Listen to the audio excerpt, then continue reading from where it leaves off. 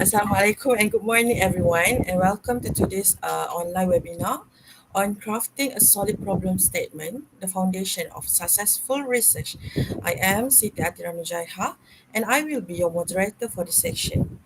First and foremost, I would like to extend my gratitude to the Faculty Hotel and Tourism Management Postgraduate Department team, led by Associate Professor Dr. Mazlina Mastar, for organizing this insightful webinar. I am confident that this session will equip us with invaluable knowledge to make our master's and PhD journey much smoother and more successful. I also would like to extend a warm welcome to our esteemed guest speaker, Yang Berbahagia Dr. Nur Adilah binti Muhammad Zain, and express our gratitude for taking the time to share her valuable insight with us today. So, before we start, please take note of the following guidelines for the webinar. First, please make sure that you are on mute during this presentation. Second, the Q&A session will be held after the presentation. You can raise your hand virtually or type your question in the chat box. Third, please remain until the end of this webinar to receive the link of attendance before proceeding to the next agenda. It would be greatly appreciated if you could kindly turn on your camera for the photo session. So everyone, can you kindly on your camera for the photo session? We can have our Puan Nadira.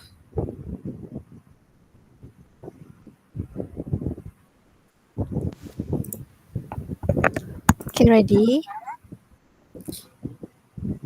Semua buka kamera.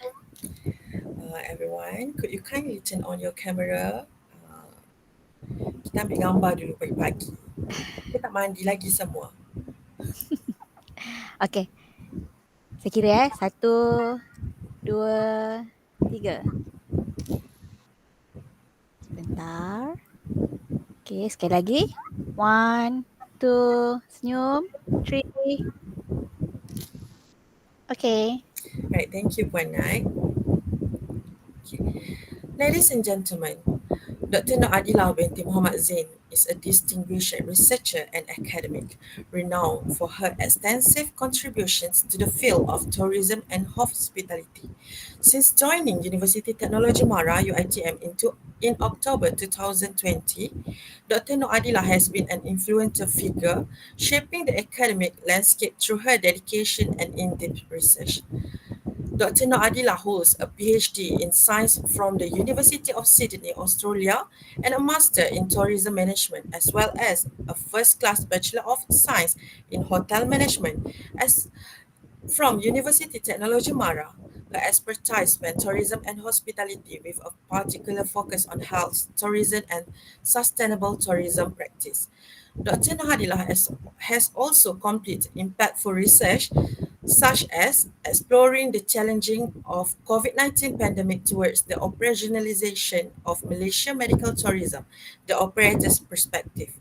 Please join me in welcoming Dr. Noor Adilah binti Muhammad Zain to today's event. We are eager to hear her insight and benefit from her extensive experience in crafting solid problem statement for research. Dr. Noor Adilah, the screen is yours. All right. Bismillahirrahmanirrahim. Assalamualaikum. A very good morning to everyone. And thank you, Miss Atira, for the introductions. And first, before we get started, I would like to say thank you for the postgraduate studies in organizing these sessions. So as being presented from the screen, today's session will be on the crafting of problem statement, the foundation of successful research. Right, but before we get started, let's do some kick-off questions. Can any one of you here, we have like 41 participants, just type your answer. What's the biggest challenge you have faced when writing a problem statement? Or in fact, you can even turn on your mic, but I believe that most of it will be preferred to type answer. Boleh dengar? Boleh dengar. Oh, okay. Okay, maybe you can share with me your thought and your opinions regarding what is the biggest challenges you have faced when writing a problem statement. Boleh ke share dekat screen ni je, tepi ni je.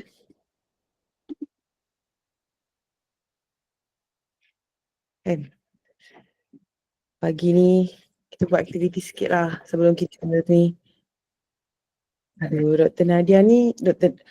Nadia lagi tahulah. Nanti Dr. defining the problem clearly. Thank you, Doctor. Understanding the issue clearly. All right, that's good. Maybe another two respond from the audience.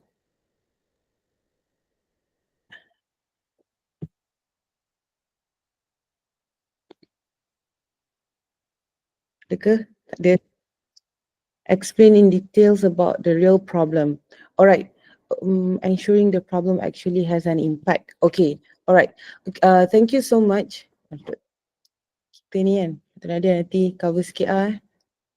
It's true. One problem to be addressed by, okay, we're going to answer what Madam Zubaidah Tan questions. The biggest challenge, couldn't find a citation that could support the issue. Justifying the relevance, I'm not sure is the problem or not, Doctor. I don't know if my issue really crucial. Okay, all right. Thank you so much for a very active response from the audience. So, is a problem really a strong problem? Okay, so before we get started, let's dive what is problem statement in general. So why its problem statement is really important in your research.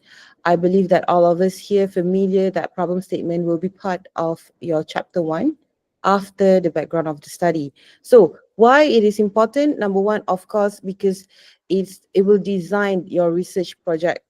But how you want to come up with a very, I could say, a good problem statement, you should actually base on your literature review. That's why that's some of other researcher opinion or thought that you need to do your SLR first before you come up with your chapter 1, because you're gonna be well versed of your research context. Number 3 is because the problem statement is actually will inform your studies, your study design that facilitate the creation of proposed solutions. Well, actually from your problem statement also, it will justify, or it will at least provide some information who will be your respondent. It will help you to shape your methodology. And again, it's breach the literature review and study result. Again, when you're conducting a research, we want to make sure that we able to generate new body of knowledge. That's the reason why, in fact, in your chapter 1, your proposal, there is a significant of study. And usually the significant of study is you try to develop a new knowledge related to academic, practical, or managerial. So this is the thing. In problem statement also, you need to make sure that your research is able to generate a new body of knowledge. So how can you identify a research problem? Of course, number one, your topic selections. So basically, you will identify a broad research area of interest. For example, in my research area, more into health and wellness tourism and medical tourism. So basically, I will identify, okay, why don't like, I think it's the best to do a research related to medical tourism or health tourism or wellness tourism. So that will be a broader research area of interest. And then we can do the refine the topic into a specific and researchable problem. So here is the problem statement. Is really important. What is the problem out there? We're going to look into it details. There is several type of problems or gaps, we call it as gap, that we can implement in your problem statement in order to strengthen your research problem. And last but not least, after you find out like what is the researchable area that you can do based on your research interests, then identify what is the research variables and conditions. It will help you to make a clear problem statement once you identify what is the independent variables or dependent variables or any other variables involved in your study context. Okay, as you can see from the figure here, again, based on the previous slide, the literature review actually will focus on will cover everything. That's the reason why the name itself is literature review. You should be able to critically review your literature, each of your variables, and it is actually covered all the other research element, which is your research problem. So usually you will identify your research problem based on what you've been reviewed from your literature. Okay, and usually in research problem it will consist of what is the limitation of the research, what is the limitation of your study context, is there any limitation in terms of methodological perspective, or is there any limitation study related to your variables that have not been done yet or have not extensively been done.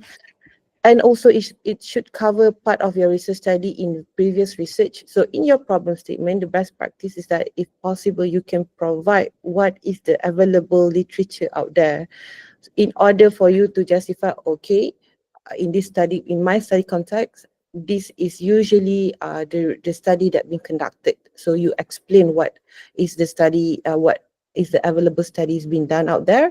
Support with, however, there's some of limitation, and it should also cover your research question, not cover in previous research. Then you will identify, however, after identify all of the previous limitation, the available study out there, then you can strengthen your problem statement with, okay, my research I'm doing this kind of thing because it have not been uh, explored yet. That will be the example.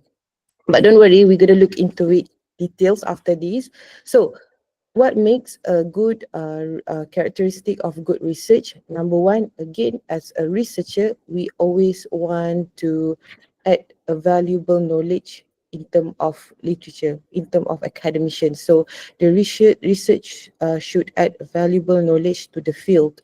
What is your That's the novelty of the research. You want to contribute, you want to be build some new knowledge, contribute a new knowledge in the perspective of academic or literature.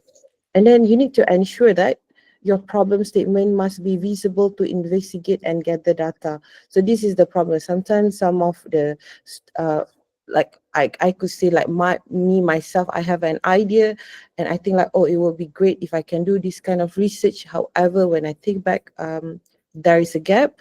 But is it easy for me to get the data? So make sure that when you conduct the data, it must be feasible to investigate and do the data collection in order for you to get the data.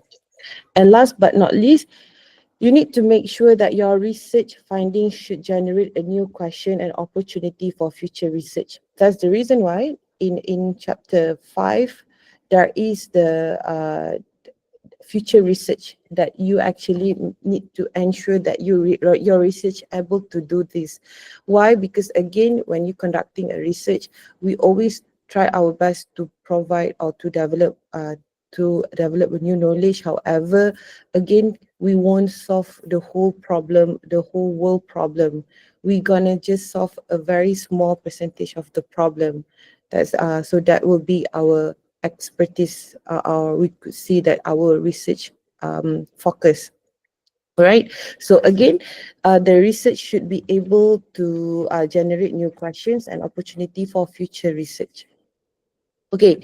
So here is the main point here. So again, some of the question are from the audience stated that how should we create a good research problem statement, or how I'm not sure if my research problem is the real research problem or not. So this is I could say some of the option you as a researcher can opt in order to strengthen your problem statement.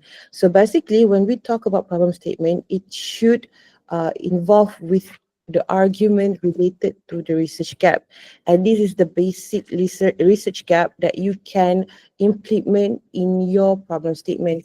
Number one is the classic literature review. So this is the normal one. Like for example, there is some of study that haven't been done yet. So there is the classic literature gap, and or you can put disagreement gap in your problem statement, or you can also argue the contextual gap as well as the methodological gap. So you yourself, I believe that all of you will are familiar is with what, based on your literature or systematic literature review, you will be familiar of what is the gap assist in your study context, and each of gap will be maybe like divided into four types of gaps here. So, what is the classic literature gap?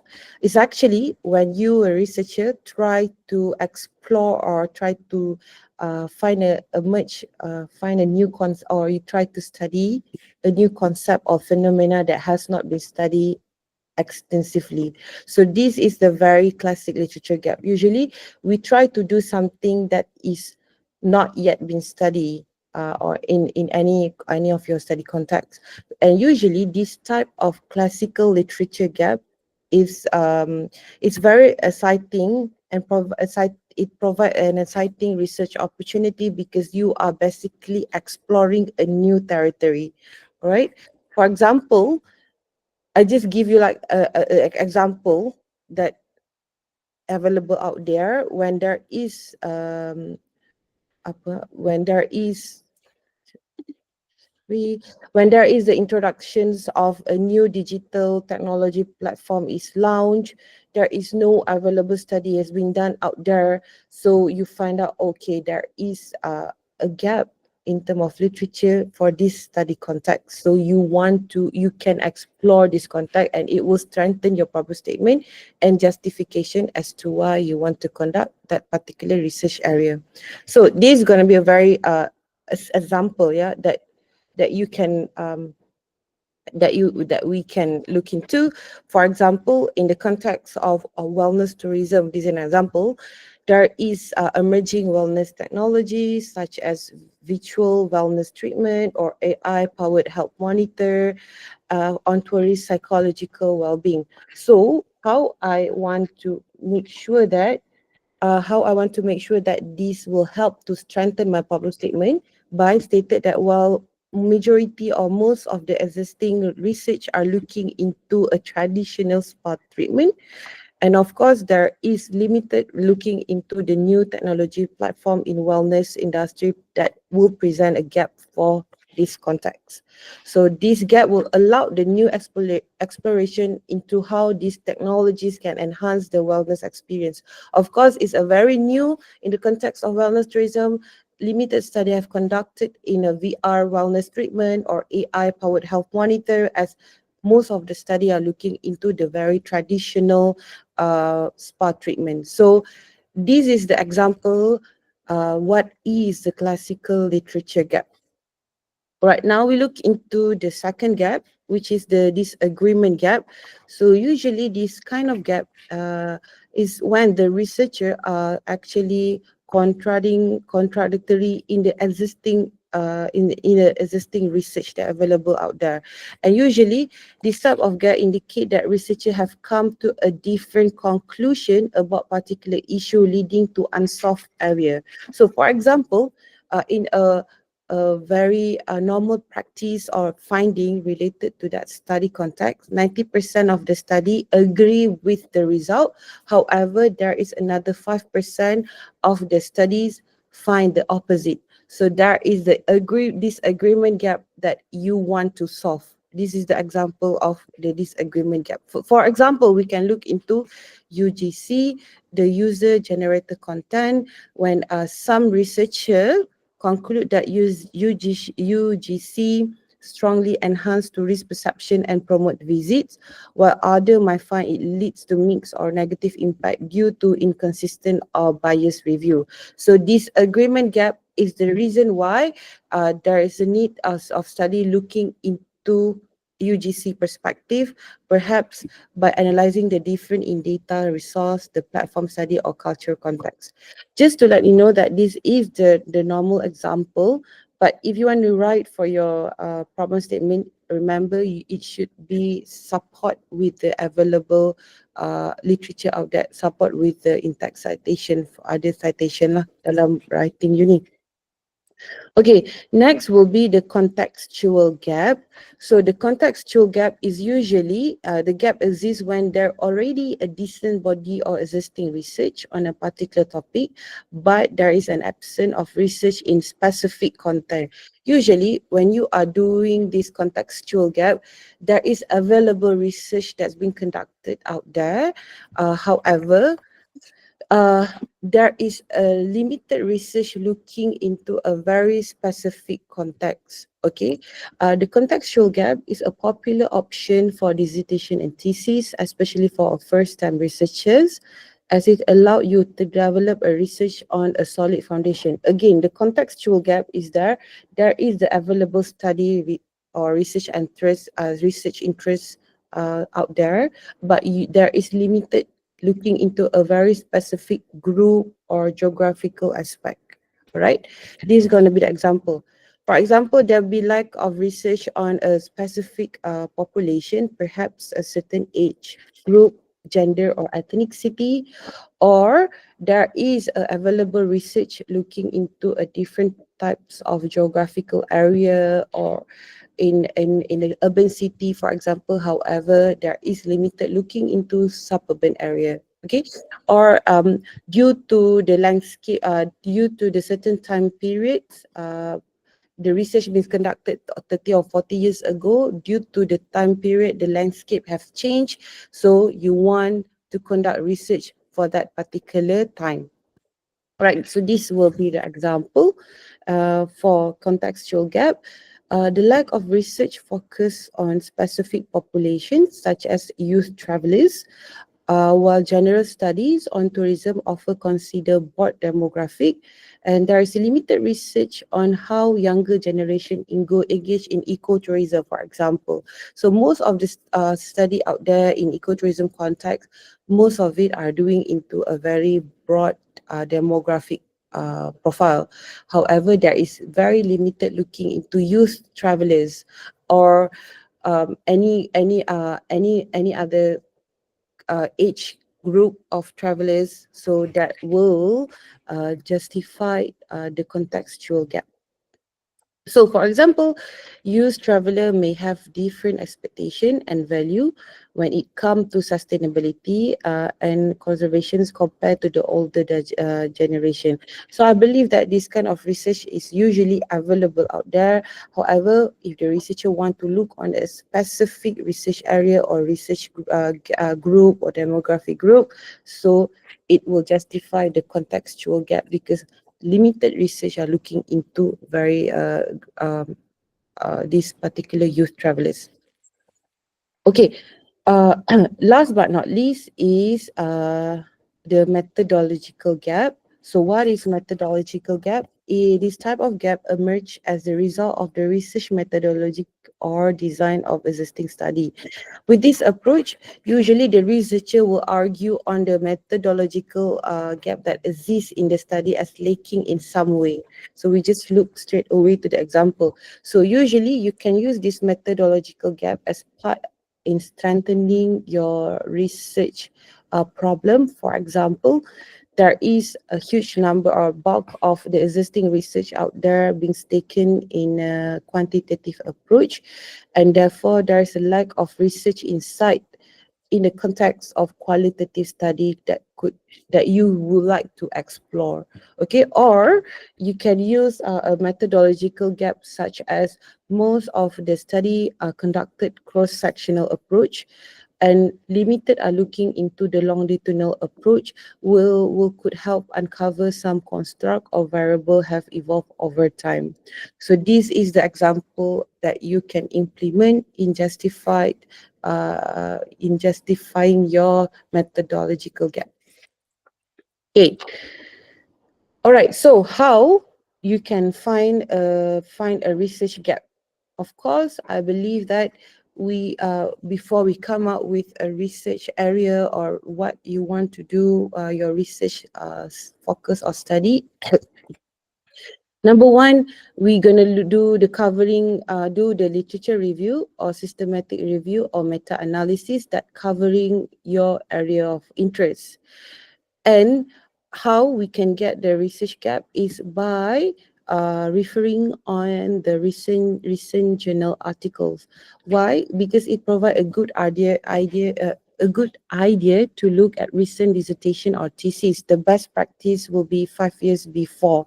Why? Because it will keep you update as a researcher. You need to make sure you are updated with the recent trends or recent um, topic in your study context. So the best option is that you refer to the 5 years before, uh, 5 years before, like for this one is like 2024, the 5 years before of research journal. Why? Number one, it keep you updated. Number two, you just remember that the journey of your research or PhD wouldn't be finished in like 1 year. It would take 2 or 3 years, and somehow after after you finish conducting your research, some of the respondent might be outdated. So the best practice is actually to refer on the 5 years references. And the easiest way, you can focus on one title in your journal, which is the future research, because from this journal, future research, it will provide what is the limitations and what will the other researcher out there can explore into. All right. So this is the best place, the easy place for you to find your research gap. All right. So this is the thing. I could say that is the best. It's actually based on the different school of thought, but I found it is the best way how you can write a clear problem statement. So a well-defined problem statement clearly identify the research objective and the existing gap and issue in the current body of knowledge or practice. Each research objective is reflected in the distinct paragraph. Why should I say this? Because somehow it will it will help you to do your presentation clearly if you have a dedicated research questions, one dedicated paragraph for each research questions. You get it? So in your problem statement, this is what I practice to my student. If you have 4 research objective, I will prefer you to have each research objective dedicated. I would prefer you to have one dedicated paragraph for each research questions. And what you need to put in each of the paragraph, it should consist of a clear objective, mean to say each research objective should be reflected in a separate paragraph within the problem statement, and should support with existing knowledge. Identify the relevant study gaps and issue in the current literature or practice related to each research objective. Number 3 is align the discussion gaps and issue with the corresponding research objective, and then conclude by addressing the identified gaps and issue. So usually, I will ask my student to write. Okay, for example, if you have 4 research question, obviously I need you to have 4 paragraph, one each research questions, and each of paragraph what you should argue is that what is the gap, what is the issue, and what is the available study out there in your study context. So I come up with a very simple example that you can implement in your problem statement. This is an example. It should be longer than this. It should be consist of more argument, but this is the like a very simple one that maybe it will help you in some way. So for example, this research objective is actually to examine the relationship between place attachment and tourist environmental responsible behavior in ecotourism. I think my student is here. I use her proposal as an example. So what she's argued in each of the paragraph is that usually she will start the paragraph with available study out there. So existing study have demonstrated that place attachment defined as a strong emotional connection, blah, blah, blah, blah, blah. So usually available study are arguing on that. However, there is a gap in the literature regarding how the place attachment developed specifically through astrotourism activity can foster environmentally responsible behavior among tourists. Again, it need to be supported with a lot of literature out there, because you are made a very huge claim here. There is a limited gap. And the issue is that in the context of our environment responsible is that there is lack of standardized approach for evaluating and quantifying the level of place attachment formed through ecotourism and its impacts on environmental section. And with that, the study aimed to examine the relationship between place attachment and tourist environmentally responsible behavior in ecotourism. So this is the example that what you can put in your problem statement, and how your one paragraph will reflects on your research objective and research questions. All right. Another example here is that again, this is in the context of scuba diving. Well, several studies have examined the relationship between various tourism experience and tourist satisfaction, while few study so available study or literature out there are looking into what aspect. However, their views studies are examining the mediating role of tourist experiential satisfaction in linking these factors, supported with the other researcher out there, or literature review, in-text citation. And there is a gap in particularly important in understanding how the quality of tourist experience influence well-being through satisfaction. And then in order to strengthen the research problem, I support with what the issue.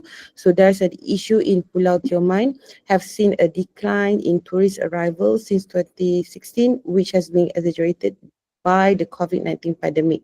And this issue call for the investigation. So thus, I close it, this research is aimed to investigate how mediatic effect of experimental satisfaction or relationship between tourist experience as well as tourist well-being, and is actually reflected to the research objective. All right. So the last example, well, it's going to be a very short presentations here. We almost finished. So this is in the context of teaching pedagogy. So again, we use the same formula. I could say the same formula. So we will highlight there is the limited. There's a lot of research on online learning readiness among students, include internet and technology related self-efficacy, blah, blah, blah, blah. And then more, however, again, the gap, most of the study implementation of ODL focus primarily on student perspective rather than instructors. So this is more into what, bukan disagreement, one classical apa tadi, nombor dua punya yang dia more focus on a specific demographic profile. So most of the study on ODL are more into the student perspective rather than instructor. And many academic scholars reported that issue. So there is an issue that student hard to absorbing by doing this ODL. Similarly, they need to possess a digital literacy skill required to navigate online learning environment, access course materials, and actively participate in ODL activities. So there is another issue beside of it's hard to absorb in the online ODL using ODL. There is another issue related to the digital literacy. And then I conclude this para. Thus, in-depth understanding of instructor readiness, which is related to technical, blah, blah, blah, blah, are important as success of ODL invitation. Well, depends on those elements. Again, this paragraph. It should be longer, but for the presentation purpose, I just highlight the main thing. But in your writing, it should be active. It should be more critical and more argument on that. So it's supported with the research objective, which is examine the influence of readiness attribute on on adoption attitude and ODL continuous intentions. Okay, are we good here? Am I going too fast? So again, just to recap, um, this is the what I've been practice, and I hope it will assist you somewhere. So the first one, the clear problem statement should reflects on your research objective. I believe this is also answering some of the audience questions. Is it true that each research questions should reflect one para in your problem statement? Well, it's the best practice. This is what I've been practiced. I couldn't say it's wrong if you're not doing this. No, it's just a best practice.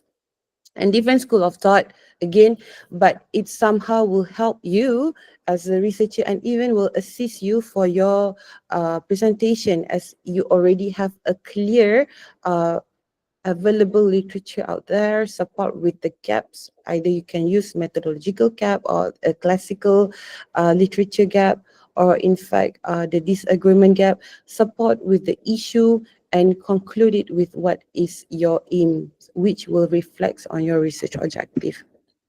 So we come to the end of the slide. So as a conclusion, crafting a solid problem statement is foundational for research success. And well-defined problem statement should clarify your research objective, align with existing knowledge with research gap, and it should bridge the literature review and study design effectively. So I think that's all from me. Maybe we can have is it like what Q&A session or discussion sessions from the audience? Or Atira, back to you.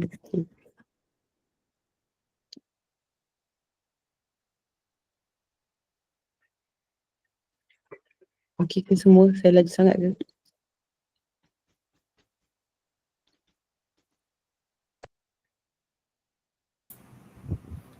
Are you done? Dah, ya. Alright. Dah thank you dah tadi. Thank you Yang Berbahagia Dr. Nur Adilah binti Muhammad Zain for such a comprehensive and enlightening presentation. We have gained a profound understanding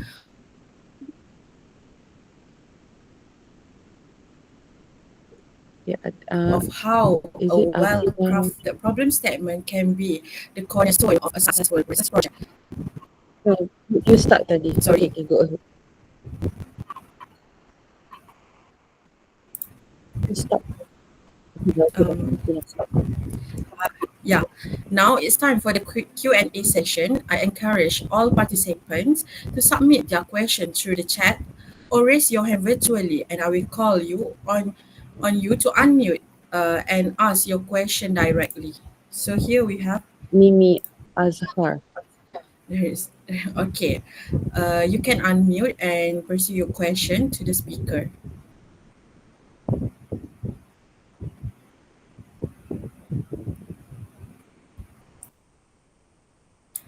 Mimi Azhar, you can unmute.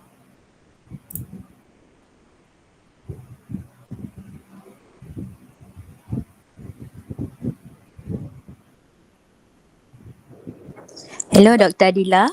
Hi. Okay, I just want to know, actually, untuk satu research tu, berapa banyak research question yang boleh kita ada? Dia ada limitation ke? Ada minimum number ke? Maximum number ke? So I want to know that. Yeah, what is the direction in writing for statement? Okay, sekejap I jawab dulu Mimi. So it's actually up to you, Mimi. I couldn't say that there is any specific limitation numbers of research questions or research objective that you will have.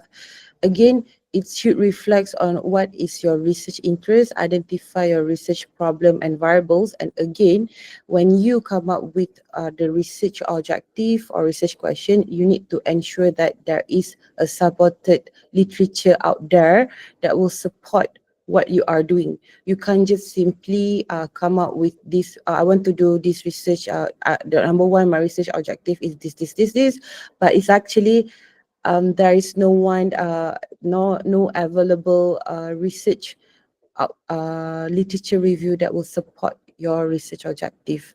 So there is not a specific limitation numbers of questions or objective. Again, it's referred to you back based on what you've done from your literature review.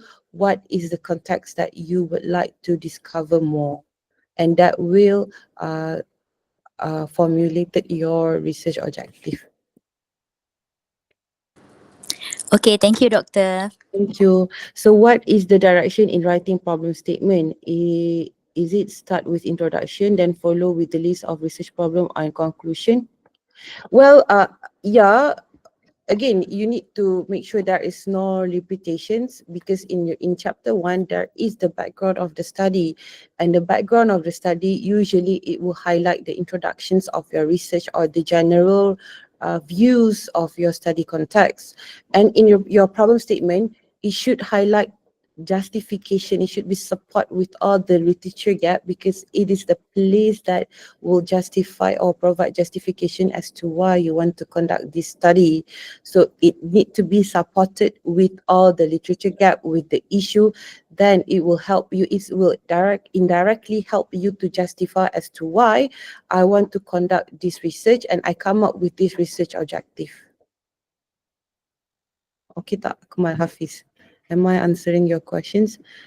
Great, and agree it will be repetitive. So be careful in your background of the study. It's usually the overview of your research, of your study. You wouldn't highlight much. The issue should be argued in your literature review, support with the available gap out there, issues, and then you come up, okay, this is my research objective. Okay, lagi ke?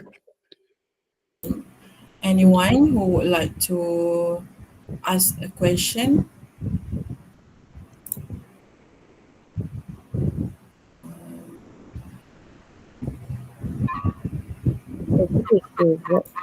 Boleh ke buat simple LR?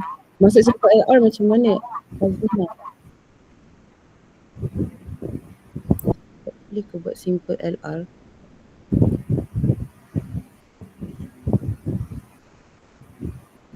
Siti Nur Azlina, if it Tak would be great complete. kalau terus directly open your mic, right? Cuba you buka, maksudnya tak complete. Simplify, I tak faham, simplify LR tu macam mana?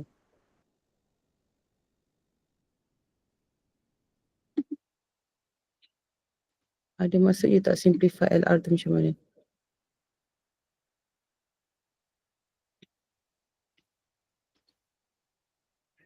Well, LR selalunya you akan, again, LR will cover the problem statement macam ikut jadual tu kan. LR paling besar kat luar, and then usually you will identify the gaps or issue related to your study from LR. How long is too long to write the problem statement? How long is too long? Doctor, how long is too long to write the proposal? Okay, kejap I respond kepada, ni Anis ni macam I student. Nur Azlina. So basically your LR, I tak faham maksud you simplify tu macam mana. Sebab LR is a literature review which you should critically argue of each of your variables, and you should highlight the hypothesis development there, and for like master by research or PhD, possible it should have the theoretical or underpinning theory there for your LR. But somehow I could say, like, for your LR literature review, the best practice is that you able to critically review each of your variables, and there is the section for your hypothesis development. Why? Because again, you are in doing your research, you are answering your research objective, research question, and your research hypothesis. So based on the LR that you've done extensively, it will help or assist you to identify either your research will actually extend the body of knowledge, or your study or your result will actually contribute to a new body of knowledge. That's how important LR lah. Okay, faham. Okay, Anis, how long is too long to write a problem statement? Maksud you macam mana ni Anis? Bukan Anis bukan ini Ana, salah orang. How long is too long to write the problem statement? Maksud Ana ni macam mana? Assalamualaikum doktor. Salam. Okay, saya anak yang tanya soalan tu. Maksud saya tu, contoh macam kalau kita ada 4 research objektif, so satu research objektif tu kita akan buat dalam satu paragraf, betul kan doktor kan? Betul. So, kalau perlu ke ada macam dia punya introduction untuk paragraf yang sebelum start untuk tulis problem statement for first research objective tu, and then dia punya conclusion at the end of the problem statement punya section, macam tu maksud saya. Okay, usually my practice, ini practice I lah, I will have macam to look it like nice, nampak cantik, I will have like introductions.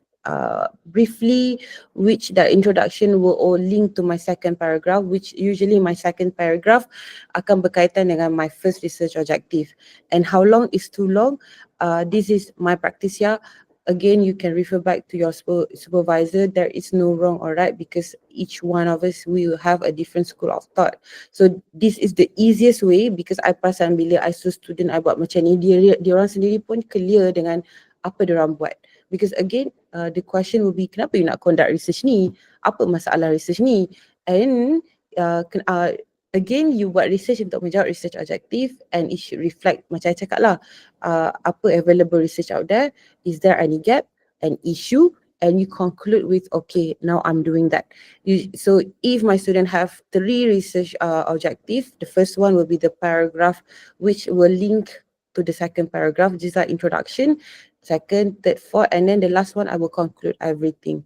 So basically, bila buat macam ni, what I realise is that bila student I nak buat presentation pun, dia akan sangat clear because she can see clearly what is the issue in each of the research objective yang dia nak buat. Because again, remember, bila you nak buat after your data collection, your chapter 5 should reflect your research objective. Again, research objective you dah cakap dekat chapter 1, okay, ada literature gap, blah blah blah, and then your chapter 5 implication ataupun the analysis of your data pun akan reflect you punya each of research objective. So kalau you dah clear daripada awal apa you punya gaps atau issue related to your study context, akan clear juga how your data is actually contribute to your research lah.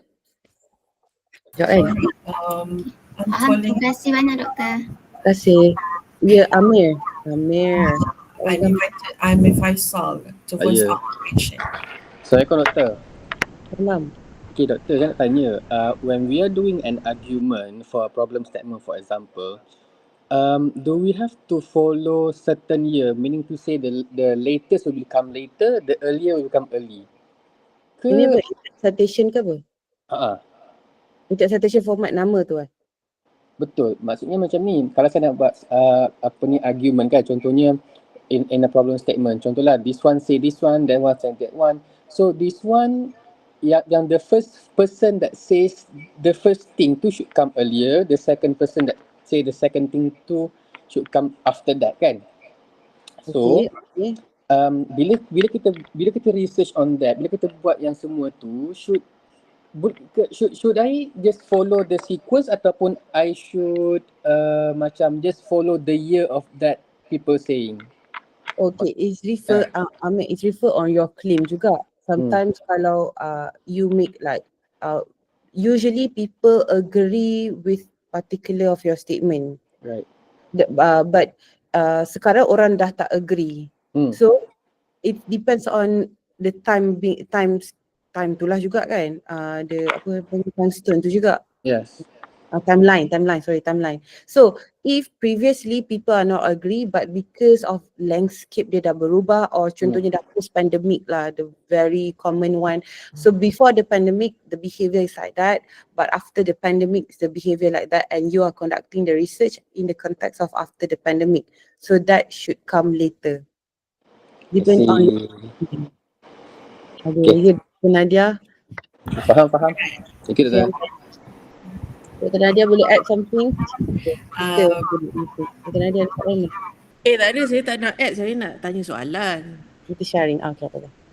Tapi rasanya Mimi ada angkat tangan dahulu kot. Mungkin Mimi boleh ya? tanya Mimi dulu kot lah. I'm calling out Dulu dari pagi tadi lah, dari first tadi dia dah angkat tangan. Oh, ya ke? Dia I lupa think dia. there is a second question, I guess. So Ada yeah. Hmm. Is there a second question, Mimi Azhar? Mimi? No, bukan. Alright, it's okay. Bawa turun tangan. Buat turun tangan. Confused dah. Okay. Hi Dr. Adilah. Thank you for sharing. I find it very interesting. Your best practice, very interesting. Would you mind to share with us how do you communicate with the way that you structure your problem statement just now, based on the objectives, right? How would you? What's your technique of communicating the urgency or importance of addressing the problem? What's the technique that you use? Thank you. Okay. Thank you, Dr. Nadia, Professor Nadia, Dr. Nadia. Alright, usually, if my best practice is that usually I always ask my student that what is the gap. I always ask them, is there any literature gap? Is there any limited study? Because nowadays, I could say sometimes saya rasa pun it's already dah tepu tau. The saturated, the research interest is kind of like certain area is dah tepu. So I will always ask my student, so refer on the 5 years journal, 5 years back, what is the pattern there are people doing on your research context. And then we look into what is the loophole yang ada tak literature gap yang look on the future direction, what usually the researchers suggest. And then I come up with, okay, there is the issue in this. And usually student, if I ask them to do on the literature review first, maksudnya suruh orang baca dulu, they will identify, oh, I don't think there is a research or study context into this area. Are you sure? Like, then we have the argument, what do you think on that? Or most of the study are looking into this perspective, none are limited are looking into this perspective. So we will come up with, okay, let's look into what is the framework available out there, what is the theory that been used, and we will come up with a proper research design ataupun fokus yang saya nak buat. So ni saya praktis macam tu lah. Dr. Nadia? Sikit. Sorry? Share lah from your perspective macam mana? From my perspective of what? Oh, No, this is your floor. My session dah habis. Thank you, Doctor. Right. Dr. Adilah, there is a question in the chat box. I think I didn't answer it. So meaning each problem statement must address each RO. Do we need to end each problem statement with conclusion? The best practice. Bukanlah nak cakap, salah ni, tak ada satu paragraph, tak ada. This is what are being practiced. And then you conclude with apa you punya aim lah, which usually it will reflect your research objective, and then usually kita akan nampak cantik. We gonna have the conclusion, which generally are conclude apa you punya study nak buat. Jawab ke? Tolong jawab ke? Faiz Noor, is it a question menjawab you punya soalan? Yes. So, anybody yang nak tanya further question lagi? Ada tak? Alright, if tak ada lagi question, before we end. Assalamualaikum, Doktor. Boleh tanya satu soalan? Boleh, silakan. Ya Allah, maaf. Sambil-sambil dengan minum. Okay, Dr. Nur Adilah. I am Nur Adilah too. Yeah. Semester 3. I'm not yet PD lah. So sekarang tengah struggle juga with all these research problems. Doktor, saya nak tanya, in our thesis, research problem ni, kita memang dekat satu problem statement, dekat dalam problem statement punya part lah. Is there kita dibenarkan tak selang-segi dekat mana-mana ke untuk kita emphasize lagi problem ni, atau cantiknya dekat situ je, Doktor? Terima kasih. Alright, sama Nur Adilah. Okay, thanks for the questions. So usually problem statement is the place where you will provide a justification as to why you want to conduct the study.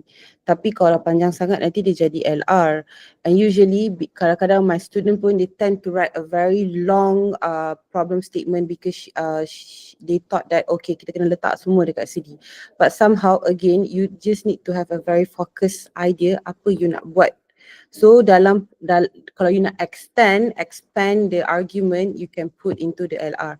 But somehow bila you panjang sangat, sebenarnya it wouldn't reflect the problem statement pun. Dia akan macam ini lebih sesuai kepada literature review dan move kepada literature review.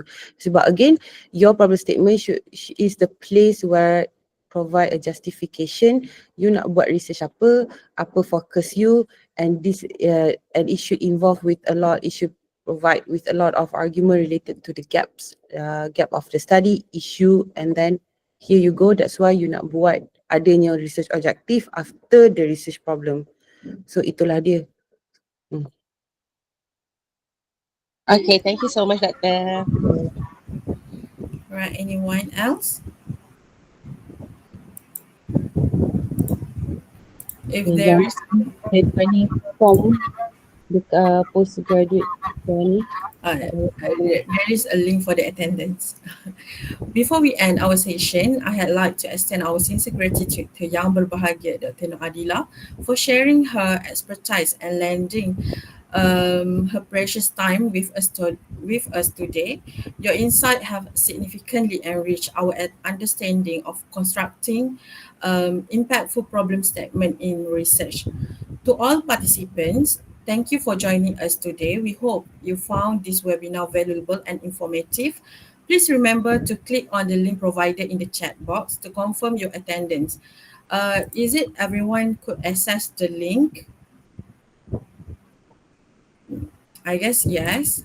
So with that, I officially end today's webinar. Have a wonderful day, and until next time, take care. Good. Dr. Adilah, thank you again. Thank you everyone. Terima kasih. Salam Jumaat. Ciwa. Thank you, Doktor. Thank you Dr. Nanda. Thank you. Bye. So kita end je ke macam mana ni? Yeah. Kita pergi ya. Bye, Doctor. Thank you so much. Thank you. Thank you, Doctor. Assalamualaikum.